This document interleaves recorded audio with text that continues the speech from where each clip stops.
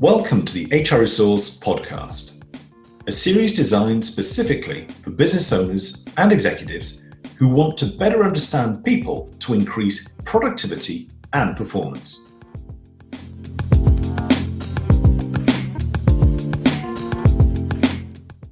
In this episode of Coping with COVID, the HReSource podcast, we meet Rachel Flower. Rachel has a very interesting story, not least of which for what she's been doing this year, 2020. She has co-founded Excluded UK, a group deliberately set out to support those that have been excluded from the government support schemes. There's many and varied numbers of people who have been excluded, 3 million, and they are company directors, freelancers, contractors, interim managers, interim executives, people who were employed but failed to attract the support from the furlough scheme. Any number of variations that when it came to the support opportunity were told no by the computer.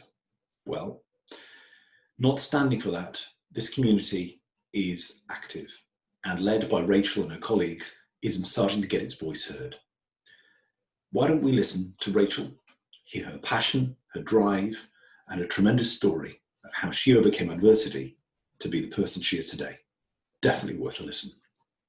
I am absolutely delighted to welcome to the HReSource podcast, Rachel Flower.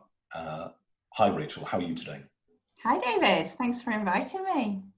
I'm asking everybody on the podcast for their experience of lockdown. I think this could be a very long answer, actually, from you, but just on a personal experience, how have you found the experience to date, the lockdown experience for you? I think if you wanted one word, it would be roller coaster. Yeah. It's been really a series of highs and lows.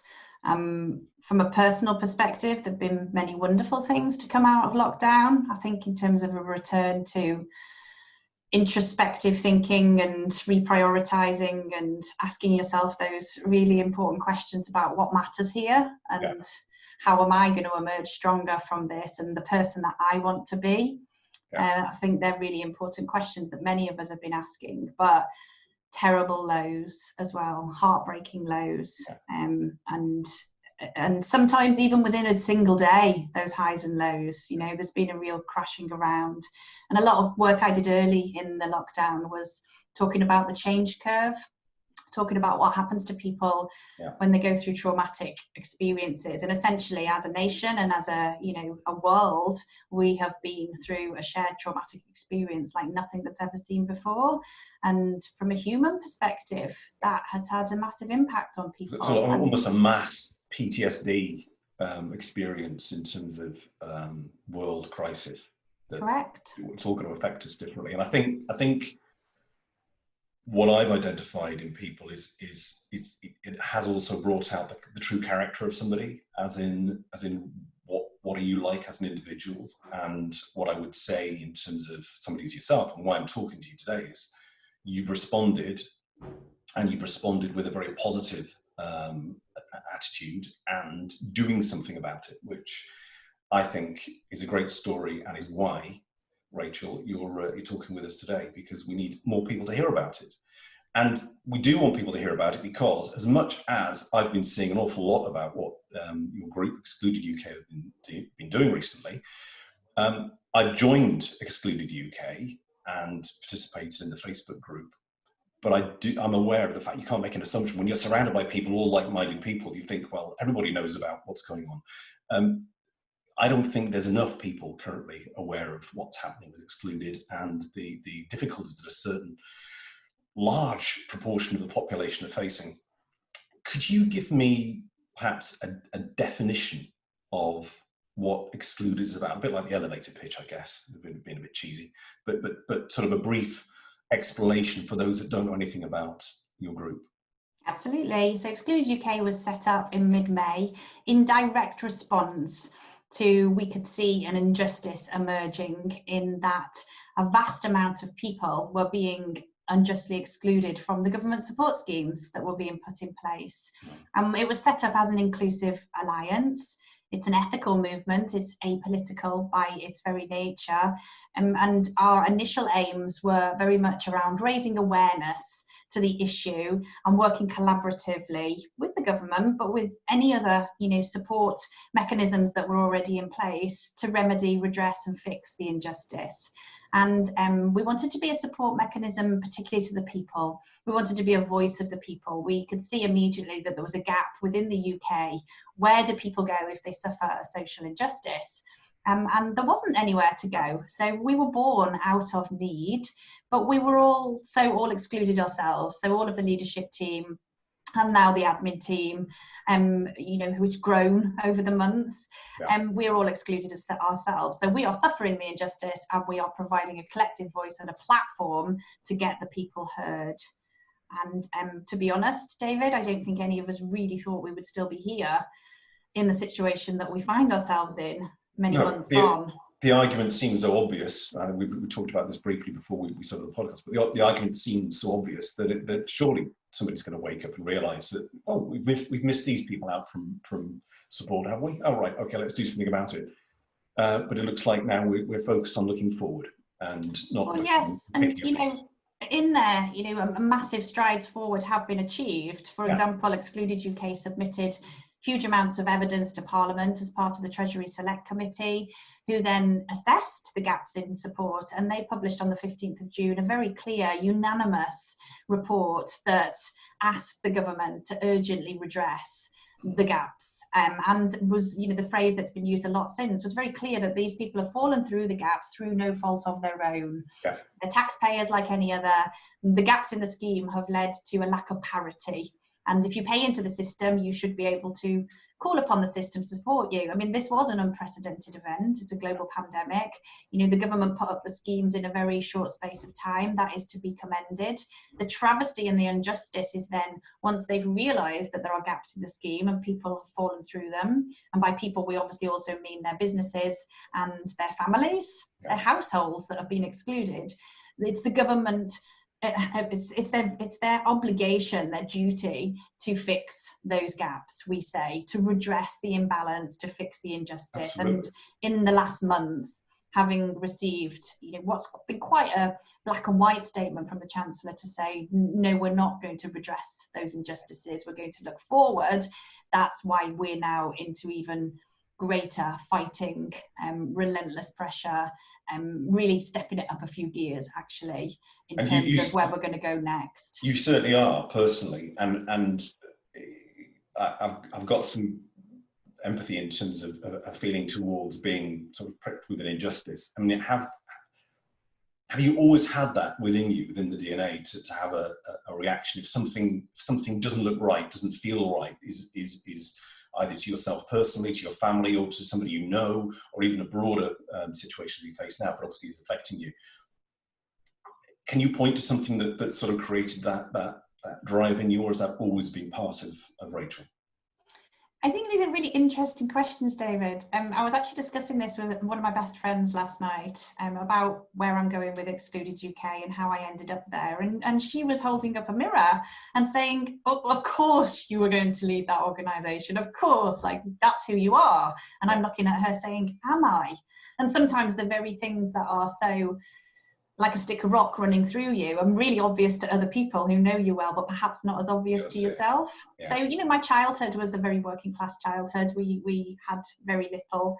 I was very much brought up by my parents to be compassionate towards others, even though ironically we had very little ourselves. And, we went through a number of recessions. My parents were part of the negative equity situation in the 80s. My dad was unemployed for a long time. So I grew up in, I guess, a childhood of lack and scarcity. I knew what it was like to have to go without when others were not. And it was one of the reasons I was encouraged to go into law. So as I emerged as a bright child, I actually wanted to be an actress or a singer. Drama and music was my passion.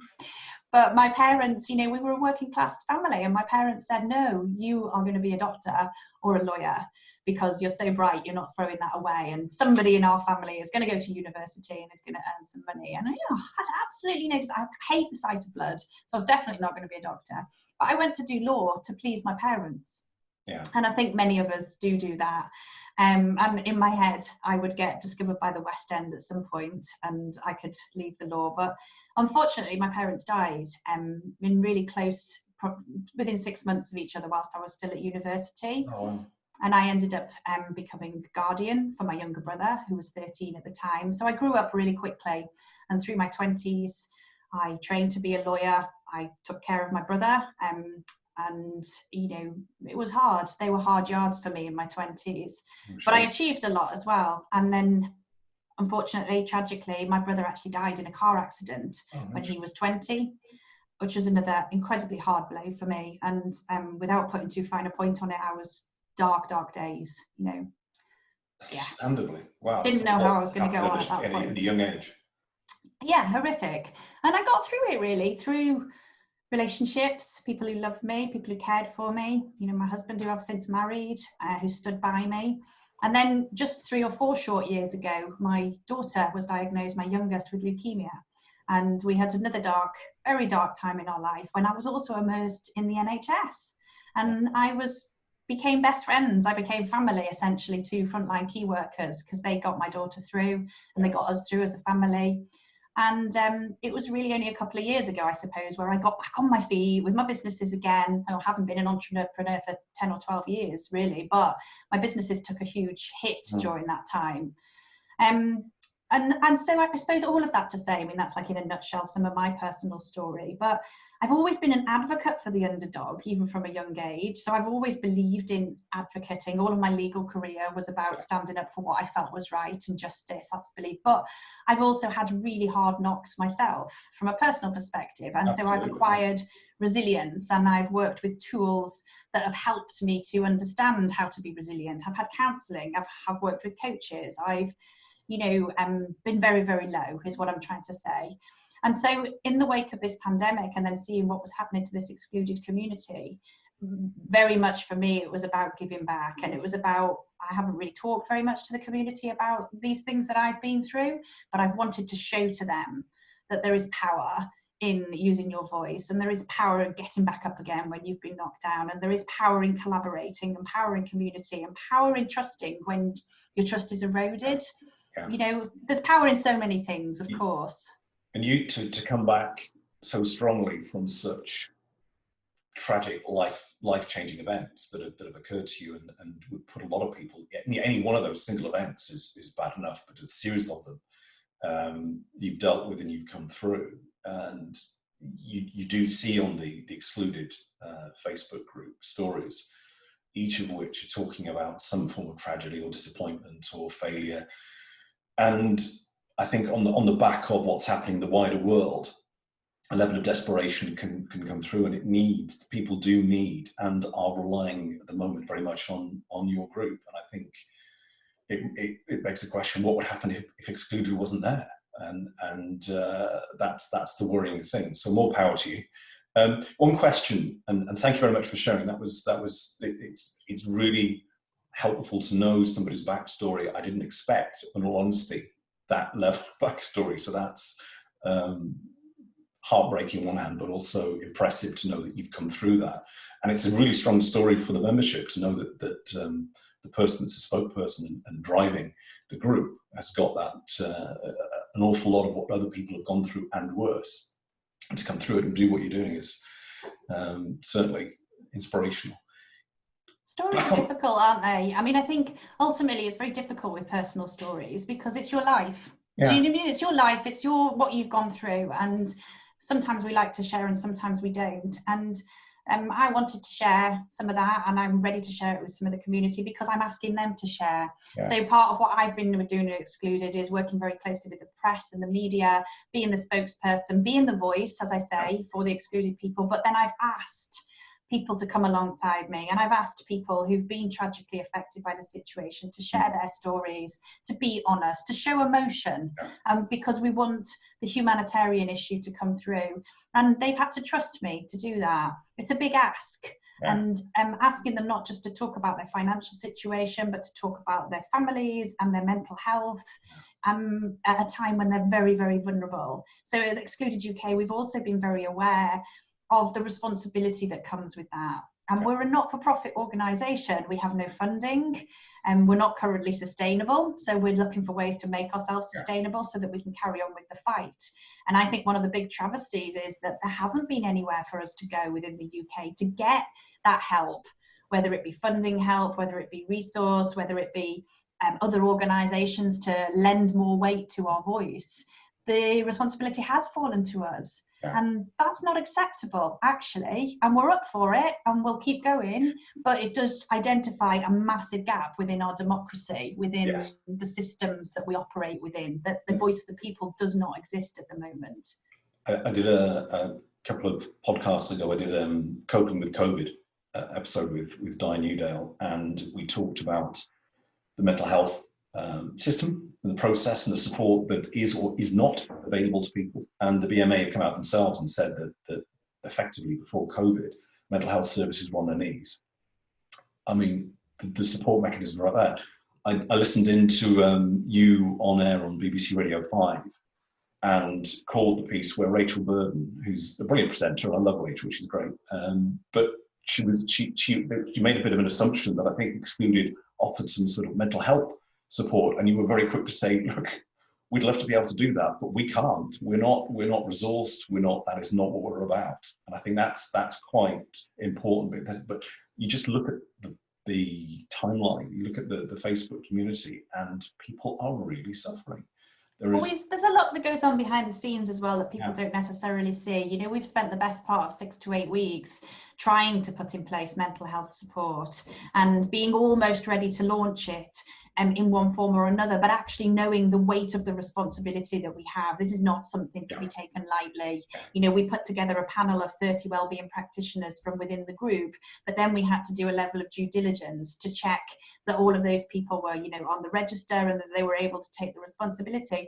And not just the responsibility in kind of ethical, practical terms, but also, are they going to be able to stay? Because what we couldn't do is start offering mental health support to people as part of our function and then to take it away again. And of course, we have no funding. We've also been trying to put in place partnerships with charity, such as Mind and the Samaritans and the Mental Health Foundation. We're speaking to BACP.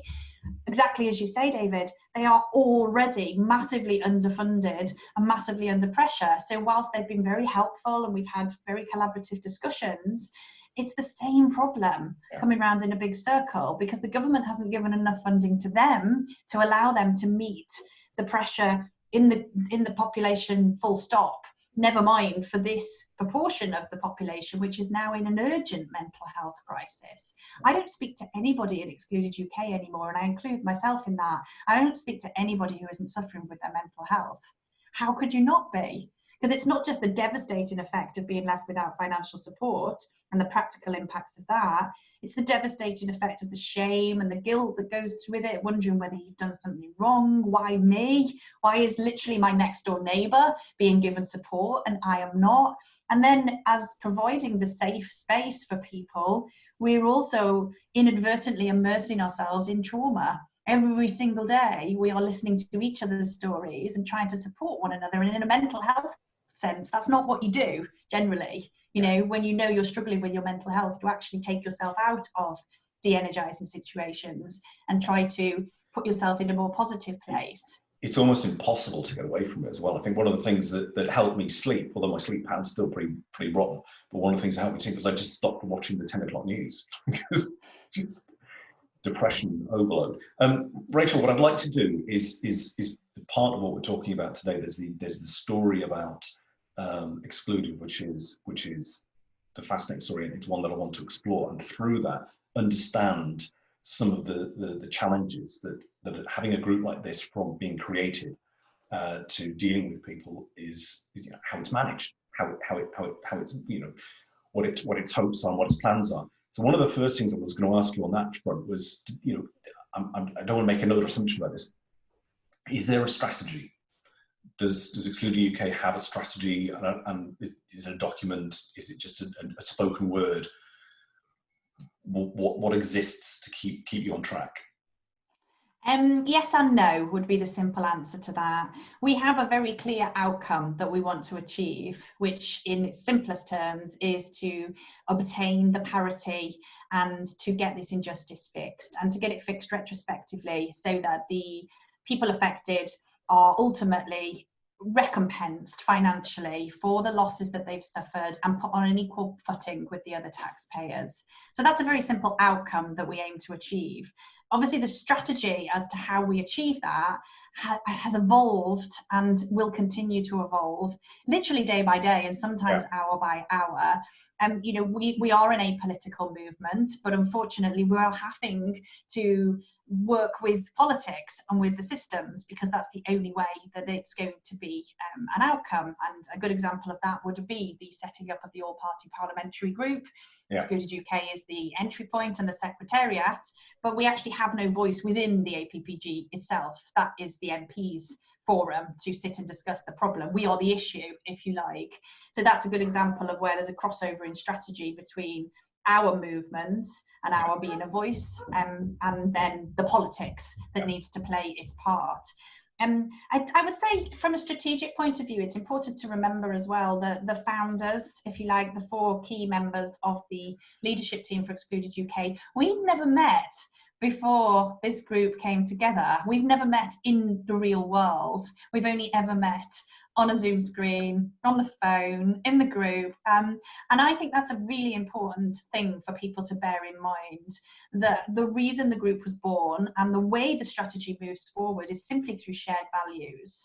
So I have absolute utmost admiration for all 3 of Aaron, Annika and Sonali, and indeed the extended admin team that goes beyond that. And the thing that I see strategically that binds us all is literally the desire to do the right thing, moment by moment, the next right thing. And there's some beautiful quotes around that, that in times of uncertainty, in times when the world seems to be imploding around you, the only thing sometimes you can ever do is the next right thing. So coming back to the strategy of Excluded UK, it is constantly evolving, and behind the scenes we speak to each other multiple times a day. We are reactive as well as proactive, and we've changed directions a number of times. And there's also a lot of things that go on strategically behind the scenes that are unseen and need to be unseen to the community, because we also are very conscious of our responsibility not to get people's hopes up. So we're careful only to kind of announce things once we've got them to a certain stage, and that could have taken weeks, and we would love to share more, but ultimately, as I say, we don't want people, it's enough of a roller coaster as it is. It's very tricky to manage people's expectations when the smallest bit, and I must confess my own guilt to a certain extent of one piece that appeared in the Newcastle Council's release about the fact that they were going to be helping Excluded in the title of the piece. And I read the piece as well, and it seemed that there was going to be some hope. And I, at the same time, the reason why I shared that with the group is that I'm also having some success with the local authority with a case. And so there is, and also sort of a growing list of local authorities that seem to be taking some of the discretionary fund and applying it out with the strict guidelines that were given to enable to cope with some of the more distressing elements and issues that they're facing amongst self-employed, simply because people work from home shouldn't have excluded them from that support, but the strict listing that was presented, that was it. And the opposite, in fact, I mean, that's a really good example. In the economy that we now live in, and the entrepreneurial side of that, we are actually encouraged to be flexible with things like home working, with mobile working.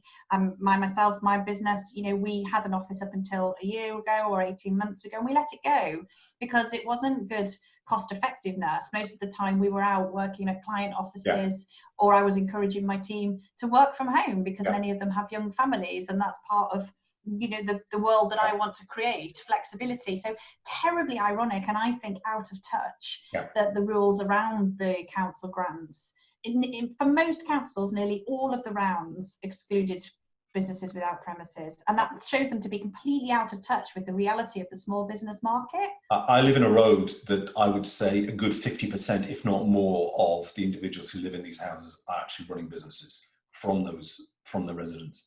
And the reason I bought the house and had years of sleepless nights about the size of the mortgage when we first moved in, was the fact that it had this space for me to have an office and to be able to work from home, as opposed to exactly your point. It makes best use of that. You're cutting down your commute, you're cutting down on extra overheads, you're maximizing your opportunity to be able to grow and develop a business properly and profitably.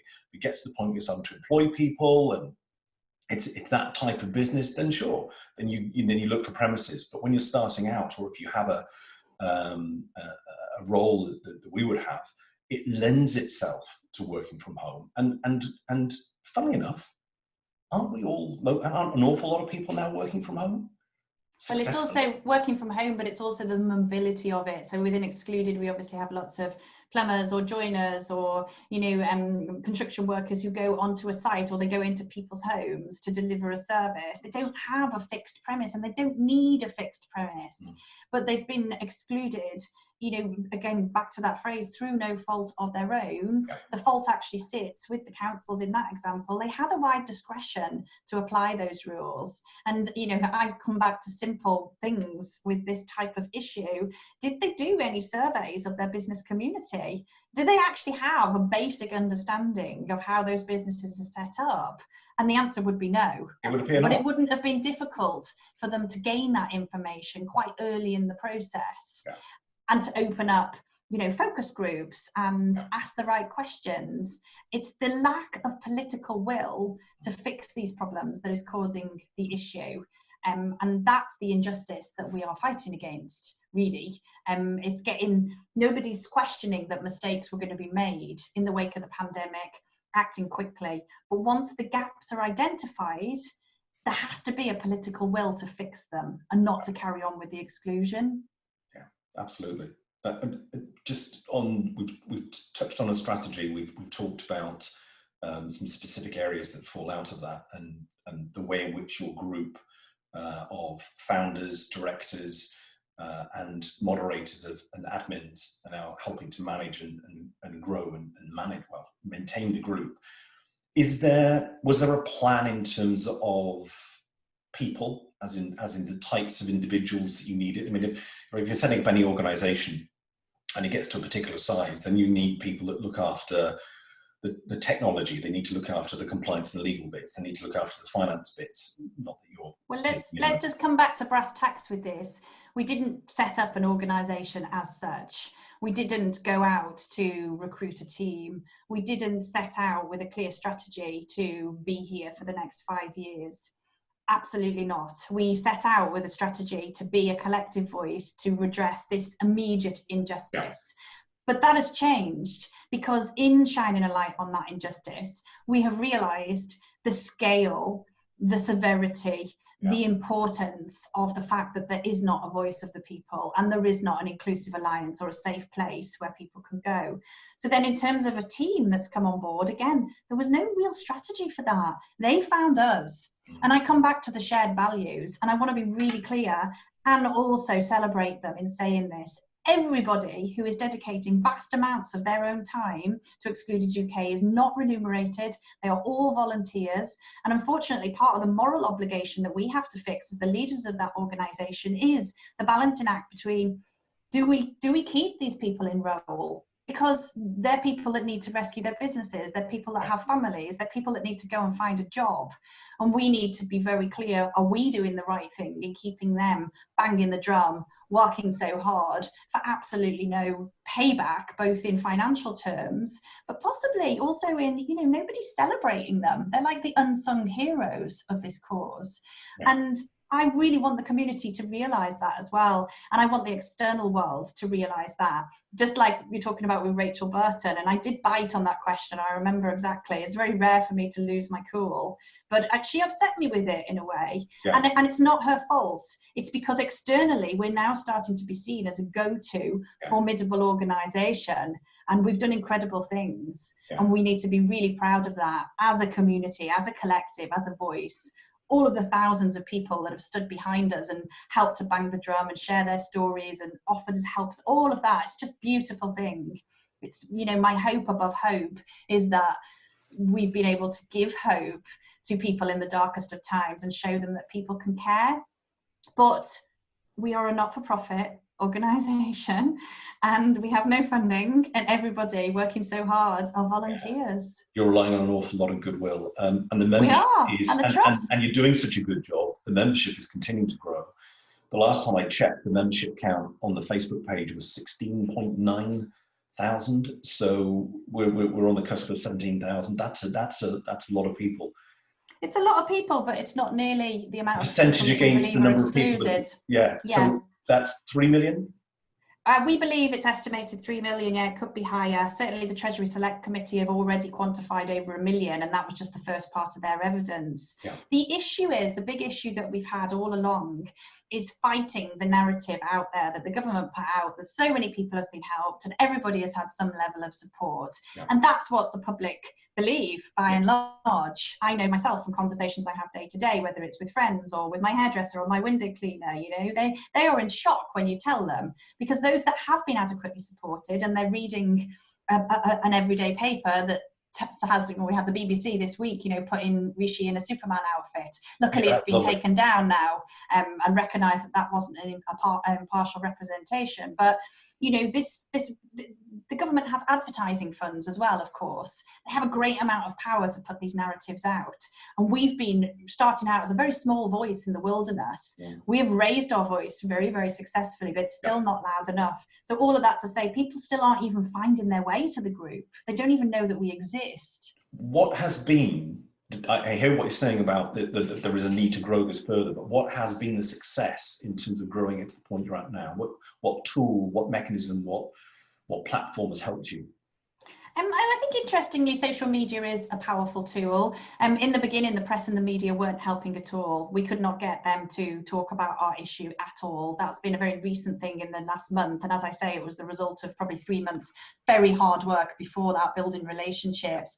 And unfortunate as well, I think, that the press still want to be sensationalist. So they still only really want to publish the stories that are really heartbreaking, you know, and missing the point that, but this great big group of people are only a month away from being your heartbreaking stories. Like, at what point does it get urgent and important enough for you to feature these stories? But yeah, I think social media is an incredible tool in the 21st century. And the reality as well, and the honesty, I think that's what has been successful for Excluded UK, that the leadership team and everybody who's working behind the scenes, we are genuinely good, hardworking, honest people who are not out there for our own egos or profiles or our own, I mean, if we were, let's face it, we would have given up long ago, because this is such hard work, you know, and I think people see that, and I think people were able to trust us very quickly when they come into the group, and they also see that we make mistakes and we don't always get everything right, but we try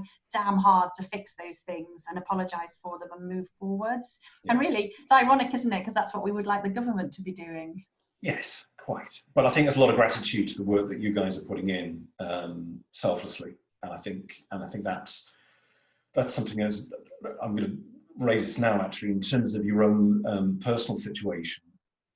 You also got a balance, and how are you finding that balance between the effort that you're putting into the business of your own businesses and the effort you're putting into Excluded? I mean, is there no comparison? Is it 100% Excluded, or are you able to have a balance? You've got a relatively young family, a husband, you know, all of these things that come into the mix, and yet you are still able to put yourself in a position where you're available. You're available for this podcast. We're doing this actually on a Saturday. It probably explains a lot about your working week. If you like, how are you coping with that balance? So I'm not really very proud to talk about this bit, but I'm going to do it anyway. I'm just burning the candle at both ends. And I'm getting emotional as I tell you that, because a lot of the work that I've done with women in business over the years and with business leaders is to teach them not to do that. So to teach them that burnout and stress is the enemy of good business, and that we all need to take care of ourselves first and prioritize our health and our well-being. And the vast amount of work I've done over the last 10 years has been banging that particular drum. Working with you know, some of the wonderful clients I work who deal with overcoming diseases such as chronic fatigue or ME, which we know are really closely linked to burnout and stress. and really helping women in particular to say no, because we've been put under a lot of pressure over the years to have it all and to have the senior job, but also have a family and take care of that family, and sometimes to be a 1950s housewife at the same time. So it's ironic for me, and I get emotional to tell you this, but yeah, I've compromised myself basically, and I've worked all the hours that God sent, and sometimes in the middle of the night as well, and that's not sustainable. And I know it's not sustainable, and it has started to show at times for me. And that's why, in terms of the Excluded UK, we need the community to always be behind us and to be mindful that we're just people trying to do the right thing. With exactly as you say, our own businesses to rescue, our own families to take care of.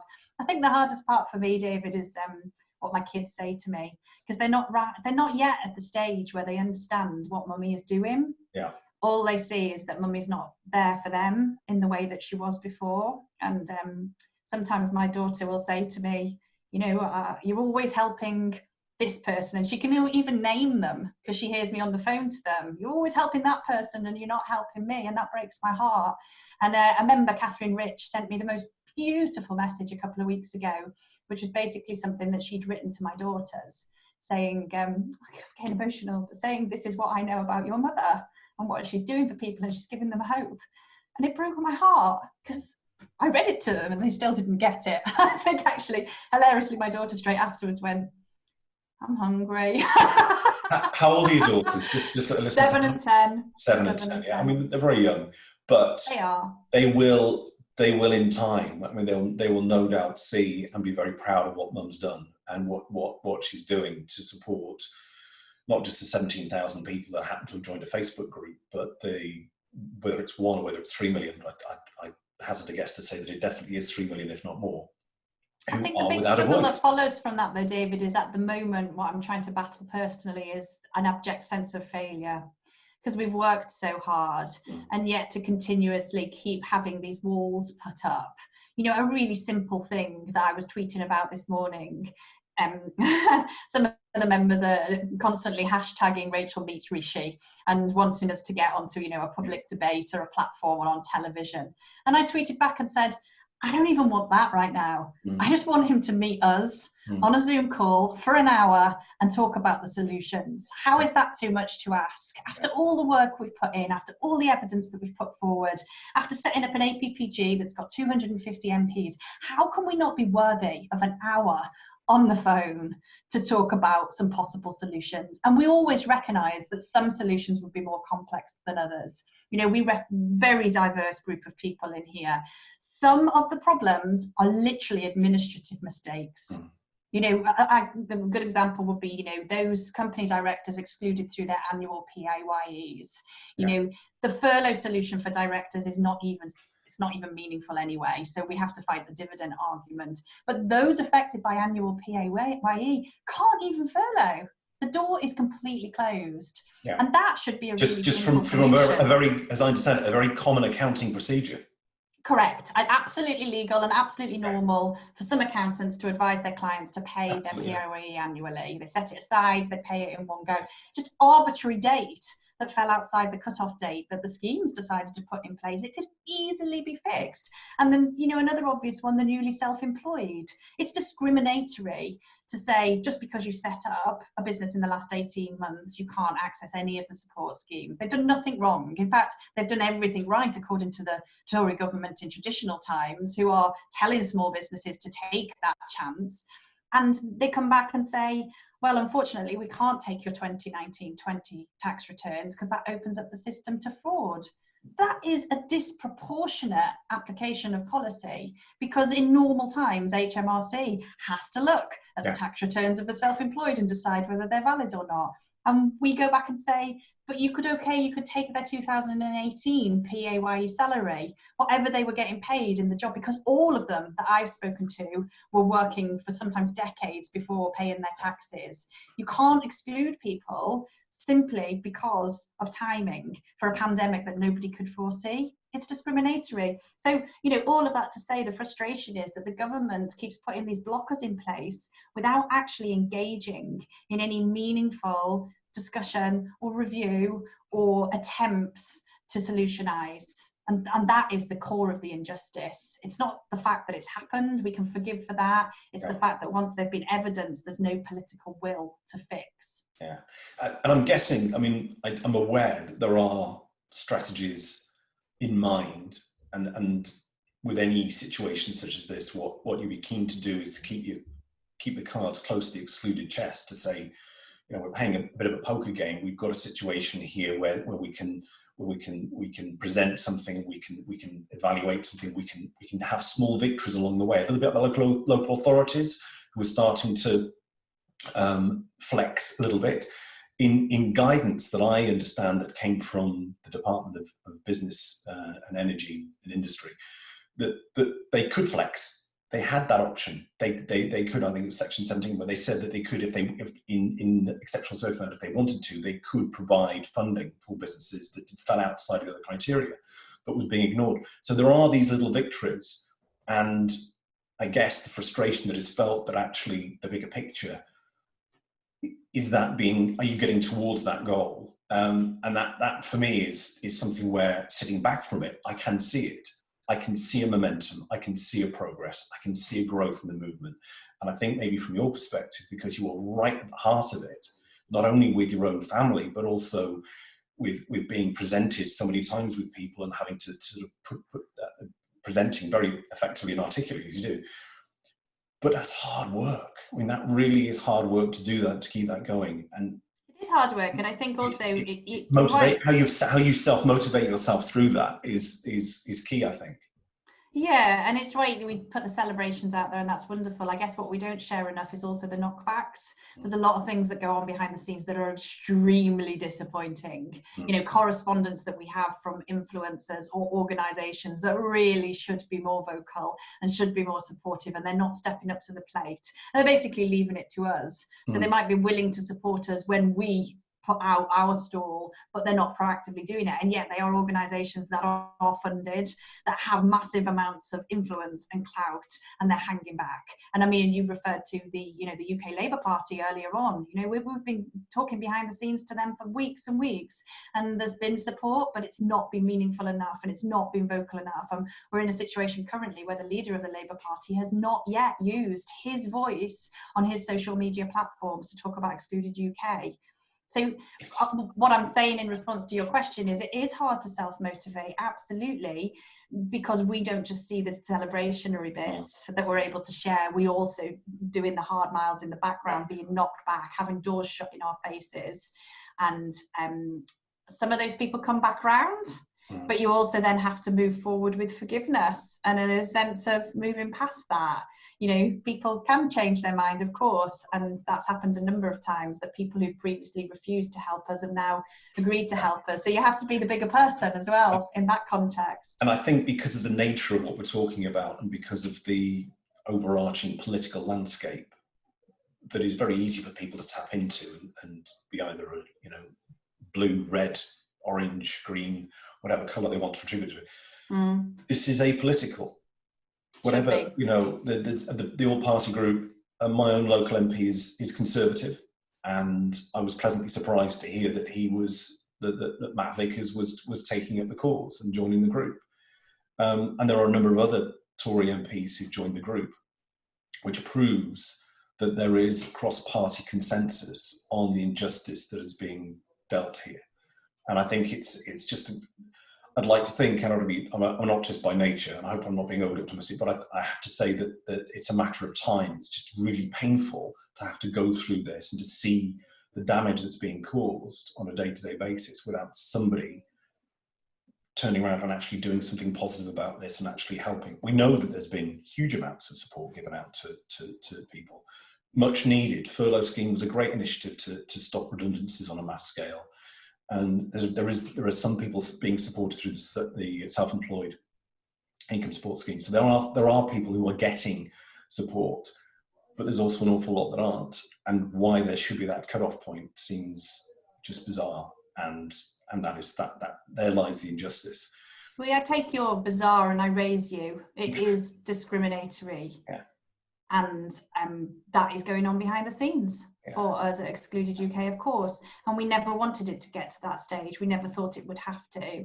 But we have to use all the tools that are available to us, and that makes me sad, to be honest, especially with a background in law, that, you know, it should be the last resort, of course. Your advice to a client, Rachel? Absolutely, we mediate first. We don't want to go to court. We don't no, want we mediate, we arbitrate, we have open, honest discussion. Absolutely. Yeah. And unfortunately, that's the bit that I suppose I take as a personal failure, that I've been pulling out all the tools in my armory. I can't even get them to the table. And when I say I, obviously I don't mean I, it's not me on my own, but it's with all these other support organisations who have also called the government out and called them to say, we just need to talk about it as a first pass. It's not good enough to sit in front of the Treasury Select Committee and say, we need to look forward.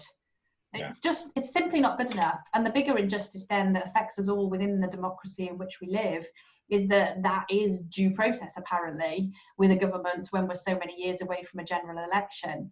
If there was an election upcoming, it wouldn't be as easy for the government to make statements like that. They might be minded to pay attention. Correct. You know, this is a huge amount of the voting population, but the way the democracy currently works is if there isn't an upcoming election, then they can afford to kick it into the long grass and, you know, hope that time will cover it up. And, you know, this is where the community really, really matters. Every voice simply matters, because to come back to the point you were making, yes, I'm optimistic too. I believe that time will play this out and that justice will prevail. But right now that's urgent and people are suffering extreme hardship. And we have to keep the voice as loud as possible and the pressure on. Unfortunately, the way the government operates, that is our best chance currently. If we can turn public opinion and help people to see what an injustice has occurred versus the narrative that the government has put out, which currently is louder, if we can turn that, then we have more of a chance. If people give up, if people just, you know, down tools, which is totally understandable, and many days I feel like that myself, but if we do, then they have won, and that's the problem with injustice. Absolutely. I mean, there's a phrase you'll be very familiar with, because it's as you and I know, it's been used to describe trying to manage a law firm, and it's like herding cats. And I think it came originally from, I've seen very good quotes of it relating to people in Mensa or people in the IT industry. I think it's any group of people that are disparate, that are not really part of necessarily a collective. How do you, and I would say that you've got a very large number of self-employed, independent, free-thinking individuals that have got a common gripe and a common cause, but nevertheless can go about it in multiple different ways and therefore dilute the effort that's been done. How have you harnessed that feeling and that group, their feelings towards Excluded?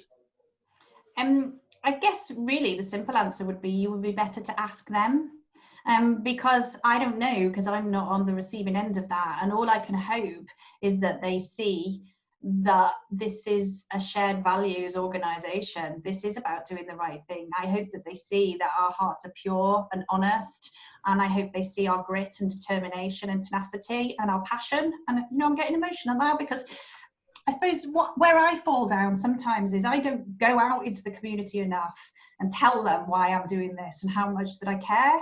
And I know that the others within the team don't either. We're so busy trying to do the right thing that I guess we've fallen into expecting them to just see that, to just know that that's where, and we need to tell them more. You know, we need to really be 100% clear about why we care so much and why that matters. And that would probably be even more powerful. I think the success to date has been that people can sense it, whether it's intuition, whether it's just, you know, the little acts that you do often mean more than what you actually say, right? So hopefully every time they hear me going onto the press or the radio and they hear the passion in my voice and they hear the things that I say and they hear the way that I try to bring everybody into the conversation, I try not to exclude any excluded, you know, and that's difficult, but I think people sense that. And, with the posts that, Aaron puts up pretty much daily. You can see the shape of that man. You can see who Annika is and the effort that goes into the website and the marketing and the gloss, I suppose, that tries to make us professional. You can see who Sonali is from where she puts her political updates up, and there's a sense in there of how many emails she's sent to how many MPs.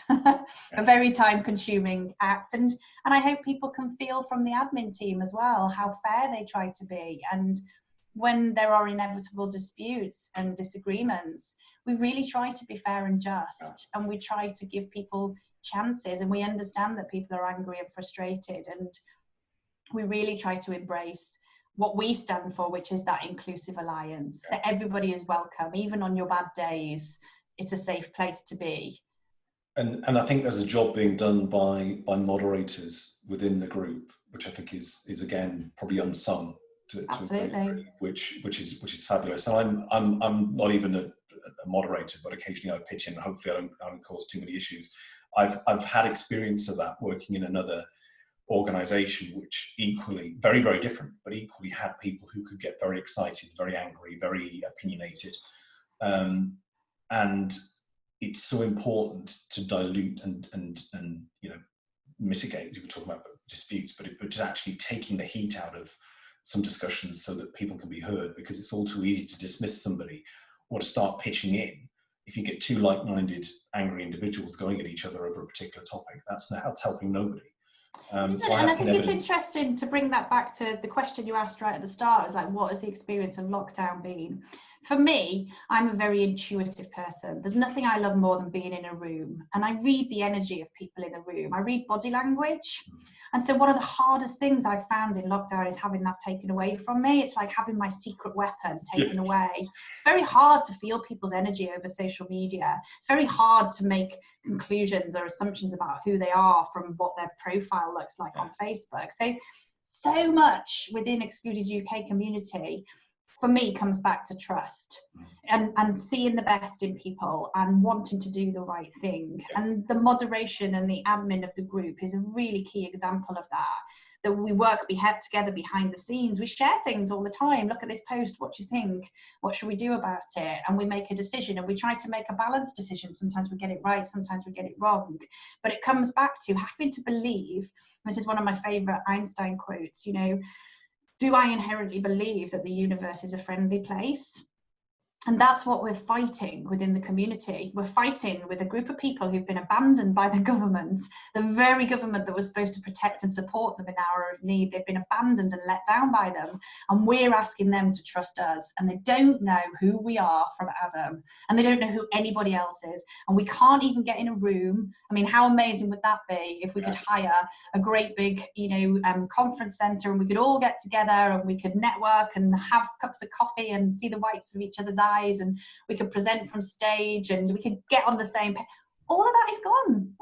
We've even toyed with doing a protest, and we just don't feel it would be socially responsible. Isn't that ironic, given where we're all at? But we try to do the right things all the time, and not being able to get in the same room as these people in order to get on the same page is an incredible handicap. And I do think, in a way, the government is exploiting that. They know that some of these injustices are going to be easier to kick into the long grass right now, because people can't come together using the most powerful tools that are normally available to us.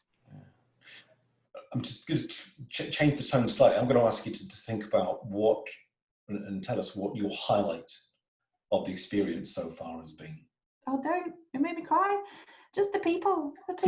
Sorry, make me feel like I'm desperately going to make you cry. No, I get so emotional about it. I've met some of the most beautiful people through this experience. And isn't that an incredible irony? Because the very people being excluded are the most fabulous people. Beautiful, kind, talented, charismatic, grit, determination, loyalty. Like, oh my God, like, I can't believe that these are the people that are not being empowered to help build the economy. Yeah. Again, that motivates me on, because I think if we get these people back on their feet, and if we give them what they deserve, that's how we step forward as a nation. That's part of what I want to talk to Rishi Sunak about. Yeah. I said, do you really know what you've done here? Yeah. And you don't want to alienate these people. I promise you don't, because Yeah, if the anger goes too far the other way, that is a revolution, and a social revolution has not been too far away ever in this country, I don't think, for a long time, through the austerity measures and so on. But anyway, yeah, coming back to the topic, is the people. I get blown away, and the conversations in the group, but the number of personal messages I've received and the number of personal stories and emails, people trying to do the right thing. And we've started a Pay It Forward initiative now, hosted over on the website, and I really want to see more momentum in there, because we can, as a collective, empower each other forward, even in the absence of fixing the government support. Yeah. There's so much that people can do to exchange skills, which is beautiful. And it harks back, doesn't it, David, to like almost, I have so much nostalgia. We think about how the world used to run before all these complicated systems and currencies and goodness knows what else. It was always like, well, I'll swap you a goat if you help to build my house. That feels to me in many ways a better way for a community to thrive, just literally to collaborate and help one another. Yeah. And money is only energy anyway. It's an exchange. It's demonstrative of value passing hands. And there's so much I think we can do within the community to add value to each other and support each other, if we can just channel that anger and passion into the most positive of ways. I mean, one of the things I've seen as well is about, you talk about your momentum, and there was a knockback, I think, after Ricci's summer statement that was all a bit negative. They're just a complete exclusion of Excluded from any part of that conversation. But and there was also, I think it was around about that time that Boris made his whack-a-mole comment about coronavirus and how it's doing that. I liken Excluded and those that are driving force behind Excluded a bit like the whack-a-mole, but on both sides. One is they are constantly knocking back and knocking down the people that are trying to sort of stop the progress. But equally, when people are trying to knock them down, they keep popping back up again. So it's like a bit of a reverse for both. And I think that's something that's really appealing. I will share with you the reason why I'm in the group.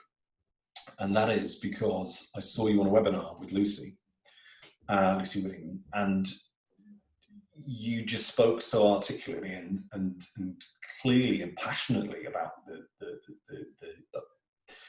scenario we find ourselves in. I actually brought my wife into the room, and we both were watching you talking and explaining the situation and how you were going about trying to communicate with the government and get your message across. And I think I was the idiot that said I only thought 1 million people were involved, and you quite clearly identified that you'd done the research, and actually it was 3 million, and that to me was wow. And I should have known that. I felt that I hadn't done enough by way of my own research, my own background, my own driving. Somebody else has, and I've relied on somebody else here to be able to do that for me and show me. So I thought I need to do something and be part of that group. They know what they're doing, and I think, in all situations like that, when there is a crisis, when there is a feeling of loss, when there is a feeling of despair, people need leaders. People need somebody strong and courageous and capable of standing up to those that are telling them no. And that's the voice you're presenting. And a very strong voice indeed it is. So more power to you. And I think we just need to keep that momentum going. I mean, there's some of the things you're doing as well, some of the campaigns that you're behind as well. I think are fantastic. Some of the creativity that's within the group that's generating is great. Who generates that? Does that come just from the members? You don't have you've got a rich source of talent, obviously, in the group for various different things, but some of the creative campaigns have been very good. Yeah, well, again, it's one of the ironies about the Excluded community. We've got an incredible amount of talent, and we get approached all the time with amazing ideas and so many things that we'd like to be doing. It comes back to the same issue, time and money. And there is so much more that we could be doing if we were a funded organisation, and so much more we could be doing if we had the support of other organisations with more strength and influence. And it's a lovely compliment from you, David, but it shouldn't even have fallen to me. You know, I was just excluded just the same as you, and yes, I stood up, and I'm willing to lead Excluded UK for as long as it takes. My focus at the moment is on making it sustainable, because the campaigns that we would like to run, we are severely hindered in our ability to do so, and that's why we've got the summer fundraiser coming out soon. Primarily it came about from a mental health requirement. We're calling it In Our Shoes, as you know, because it came about from you coining that phrase. And it's really about empathy, it's about relatability, and it's about the mental health of the community. We want people to get away from their screens. We appreciate all the work that people are doing to support the campaign, but it's not healthy to just be basically lobbying and immersed in this situation all day long. We want people to get outside, we want them to be outdoors, we want them to take care of themselves first and foremost, and their families.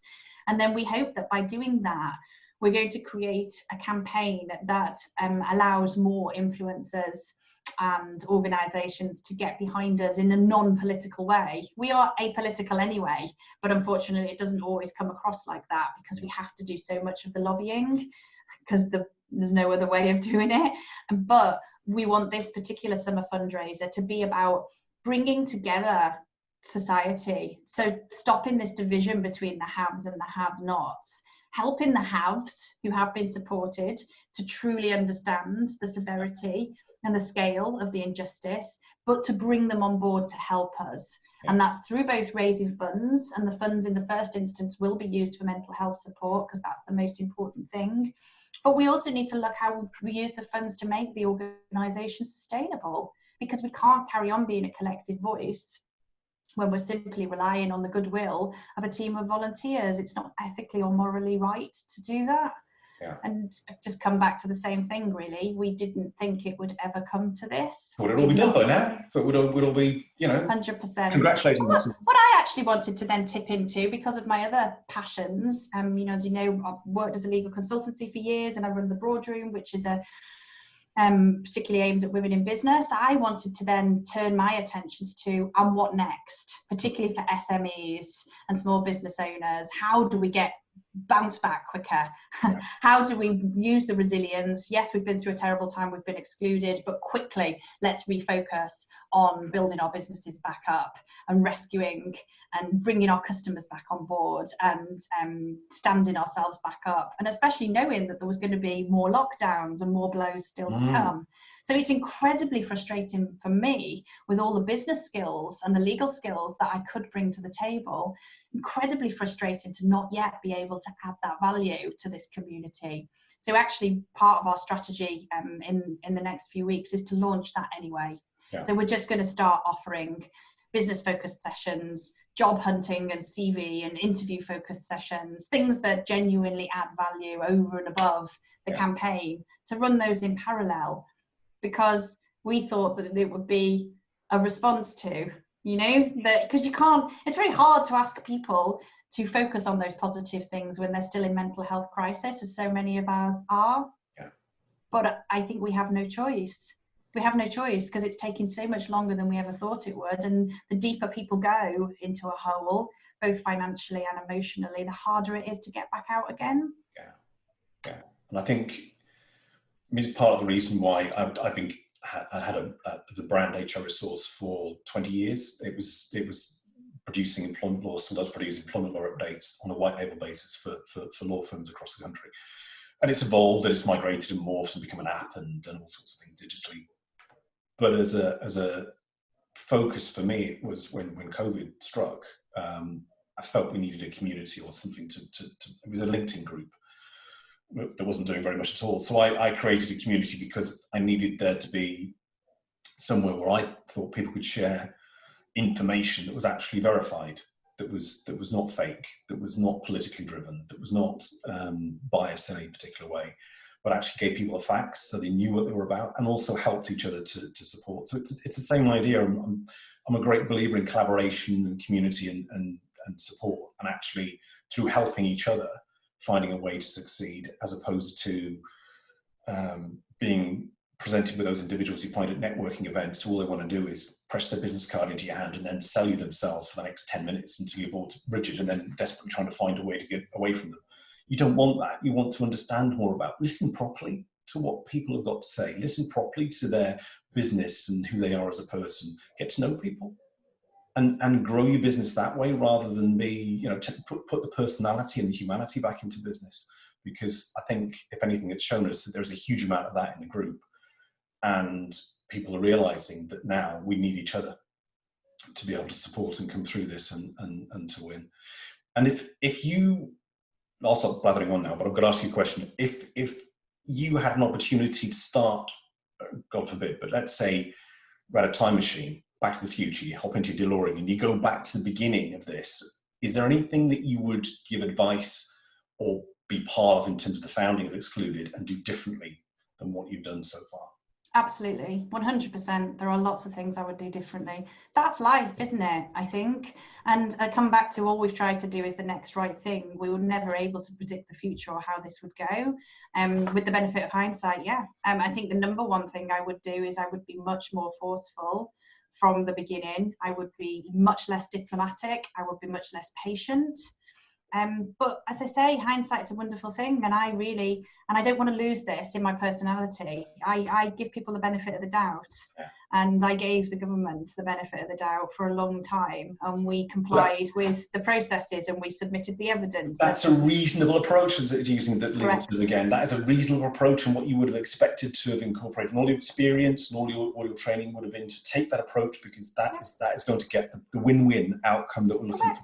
I was looking for consensus, and I'm devastated, really, not just from a personal perspective and not just because of the people in the group, but because what it now means, or what I believe it means for us as a nation. What have we become that we live in a society where that consensus and those attempts at reasonable discussion fall on deaf ears? I'm shocked and appalled by that. And I've never watched as much parliamentary live as I have done in the last 3 weeks, but what a performance. I really can't get past the fact that it's so different from any boardroom I've ever been in terms of positions I've held, and I expect to be held to account when I'm in a board position and I have responsibility and a budget to manage and a team to take care of. I absolutely expect to be quizzed and to not be let off the hook. And yet what I see in Parliament is that happens day in, day out. A question is asked, a narrative is given, they move on to the next topic. That makes absolutely no sense to my simple mind. And these things need to be fixed within our democracy. And so it means that Excluded UK, now we have some difficult questions to ask about the sustainability and what we do want to do going forward, because in trying to deal with this one injustice, we've exposed and shone a light on a wide range of other issues within the society that we live in, not least the welfare state, which it certainly opened my eyes up to what a mess that is. Over 60% of our community have been unable to access welfare. They've been excluded from the welfare state, which is the system they've paid into for decades. And even if you get accepted, I shouldn't use that term, it's like it's a favour that they're giving us. It's taxpayers' money. Even if you claim off the welfare state, it's still not enough to live on. With job seekers allowance, £74 a week. What an absolute load of nonsense. It's crazy. The whole system is crazy. But I think you picked up on it. You mentioned a word that is very close to my heart, and we're talking about accountability. That lack of accountability diminishes any trust that we might have in the people that are running the country. And trust, if you can factor in trust somewhere into the brand name of whatever Excluded UK becomes, I think that would be quite strong, because I think it's what exists within the group, what you're engendering within the group is a strong body of trust that there is somebody that at least is listening to them and taking their stories forward. And they're obviously taking their own stories forward as well. And I've long said, I've been banging this drum in business for a long time, that trust is the currency of business. I absolutely believe that. And in my own businesses that I've built over the years, I've never marketed. I've never been somebody that has invested in flashy marketing systems and or even gone to many trade shows or that sort of things, until I think it was Lucy Whittington actually, who's a marketing expert. When I became acquainted with her, she said, "Are you kidding me?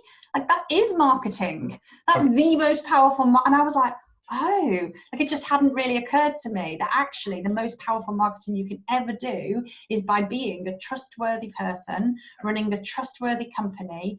And that doesn't mean that you always get it right at all. I mean, trust as a concept is about making mistakes. It is about learning through failure. It's about what you do in response to those mistakes and how you rebuild trust. I think there's more to be said about trust in the reparatory work than in the actual mistake or the problem itself, you know. And that's absolutely, I'm glad to hear you say that you think that's part of Excluded UK, but also we need it within our society. It's the society that we live with has become distrustful, it's become divided.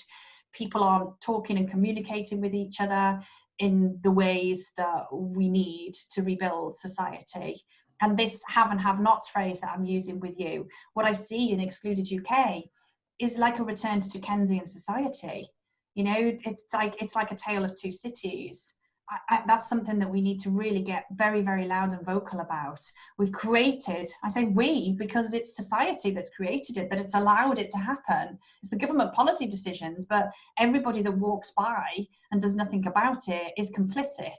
We've created this underclass of hardworking people who, through no fault of their own, have been thrust into debt and poverty, and nobody currently is helping them out of the hole. And again, the theme of the fundraiser is to try and bring some of that narrative into the mainstream press, for them to really highlight quite how unjust, day by day, this problem isn't going away. For many people, this problem is getting worse. What's the next key stage now for Excluded? What's the next step? Well, multiple, and I think we've sort of touched on that in this conversation, that there are always parallel things going on at the same time in terms of strategic approach. It's kind of like imagine lots of pitchforks coming in from different directions trying to attack the problem in a cohesive way. So we have, the summer fundraiser, which is very much focused on the mental health of the community and raising funds to support that, and focused on solving some of the division in society, giving reasons for the press and the media to stay behind us as well, because it will be a very visual and very loud fundraiser. All of the community can obviously get behind it, but we'll be dropping Twitter bombs all over the place on influencers and organisations. We'll be calling in sponsorship with some of those organisations, and we've already got some cooking away. We've got a lot of collaborations coming through in the organisation, and they are more on the build side that I was referring to. So we're going to look at ways that we actually help people to get back on their feet. We help people to find new jobs. We help them to build their businesses again through value add services. And then, of course, we carry on playing our role in an ethical way with the political side of things. We have the APPG set up. That meeting happens on Tuesday. The APPG meetings are running over the summer, so that's a good thing. Good. The MP, it remains to be seen how many MPs actually get behind it over the summer, and of course that again gives us collateral to work with, because we want the MPs to be not just ticking a box by being on that APPG. We want them to actually be doing meaningful things. And in the background there with the APPG, we are constantly still writing both to the members that have joined, but also to influencers, particularly Tory MPs who have not yet joined, to put pressure on them, to ask them why they have not joined. And that really will be the success of the APPG, I think. It's a cross-party movement, but the way the government operates at the moment, we need as many Tory MPs offering a loud and vocal voice in there. And really, we're saying to them, this isn't about politics. This is about doing the right things. This is about you serving your constituents first. So coming back to the community, we need people within the community to carry on writing to their MPs, showing the strength of their passion and their feelings, but also talking, unfortunately, about the dire situation that they're finding themselves in and the impact that's having on themselves and their mental health. So, I mean, there's a lot of other things I could tell you, but I suppose what I'm trying to say is it's a multifaceted approach all the time. And we're not always so good as a leadership team, I don't think, as communicating all of that, and we need to get better And that's one of the things I personally want to get better at, is communicating. But I referred you earlier to the fact that we also don't want to get up people's hopes in terms of announcing things before they are ready, because there's a lot of disappointment behind the scenes as well. Yeah, being absolutely sure of managing expectation, especially with the issues of mental health being to the fore as well. Absolutely right. The most urgent thing people need literally is practical financial support. Yeah. And you know, we are trying to set up a hardship fund for people to access. It's harder than you would think because of the governance and the impact of making that auditable and transparent. And also it comes back to the awareness outside, because what we can't do is set up a hardship fund based on the members of our community, because very few people have got money to throw around. We need a hardship fund that is fed into from the haves and the organisations that have pockets in order to support this. Very, very difficult and takes time, unfortunately. And it's heartbreaking that really the urgency of the situation is the most important factor, and that time is the precious asset that we don't have enough of. Yeah, and also the events that are happening around us, and talking about, you know, going into certain pockets of the country, going back into lockdown, that we don't know what the future might bring. But the work you're doing is essential right now in terms of filling a gap that is helping to support people who are in dire need. And all I can say is, from somebody that is involved in that particular community, you're doing fabulous work. Keep at it, keep doing it. Anything I can do, anything the community can do to help support that, I'm sure we will. Rachel Flower, thank you very much for your time today. I think we might have to take this into a part 1 and part 2 podcast. I don't know. So much excellent content. Could you perhaps give us an indication of a positive approach to what Rachel Flower would be doing when you succeed as Excluded UK? And I know we're talking about managing expectations, but I'm not talking about the ultimate aim to obviously succeed for the membership. What would you do doing the other side of this, the other side of COVID? What's Rachel Flower's business going to look like? I think that's really interesting. For me, I don't see any before or after. This for me is just a natural continuation of work that I've already been doing. I've always been a huge advocate for equality and diversity. And as we talked about earlier, I've always been somebody that will stand up and fight for the underdog. I'm a massive, massive believer in entrepreneurial spirit and the power of the people. And one of the most exciting things for me, I think, as we called it, the highlight, is the incredible people that we've met within this organisation and within the cause. And I'm excited to think about the seeds that are being planted. I've always been a bit obsessed with that, as my surname Flower, you know, that small things grow from, you know, big things grow from tiny start points. And I just predict, looking back, you know, 5 years from now, I predict that so many people from within the Excluded UK community are going to rise like phoenix from the ashes. I do believe that what doesn't, I don't hesitate to use that phrase in the context of this important discussion, but what doesn't kill us makes us stronger.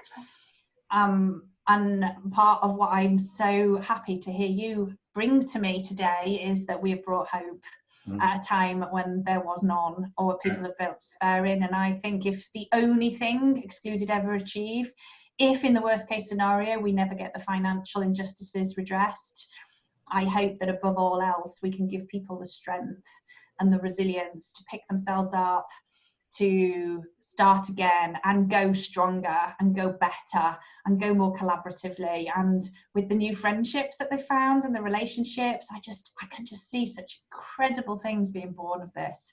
And then who knows what will happen in the next election? Yes, who knows? Quite.